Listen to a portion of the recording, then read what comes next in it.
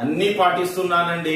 ఒక సినిమాలు మాత్రం మరవలేకపోతా ఉన్నాను, ఒక సీరియల్ మాత్రం మరవలేకపోతా ఉన్నాను, అబద్ధాలు మాత్రం మరవలేకపోతా ఉన్నాను, బూతులు మాత్రం మరవలేకపోతా ఉన్నాను, త్రాగుడు మాత్రం మరవలేకపోతా ఉన్నాను, తిరుగుడు మాత్రం మరవలేకపోతా ఉన్నాను, లంచాలు మాత్రం మరవలేకపోతా ఉన్నాను, దేవునికి అయిష్టమైన ఆ ఒక్క కార్యం మాత్రం మరవలేకపోతా ఉన్నాను అనుకుంటున్నా. ప్రియ సహోదరుడా, ప్రియ సహోదరి, దేవుని వాక్యం తెలియజేస్తా ఉంది. యాకోబు పత్రిక 2వ అధ్యాయం 10వ వచనంలో, ఎవడైనను ధర్మశాస్త్రం అంతయు గైకొనియు ఒక్క ఆజ్ఞ విషయంలో తప్పిపోయిన ఎడల ఆజ్ఞలన్నిటి విషయంలో అపరాధి అగును. అన్ని ఆజ్ఞలు పాటించి ఒకే ఒక ఆజ్ఞ విషయంలో నువ్వు తప్పిపోతా ఉన్నావా?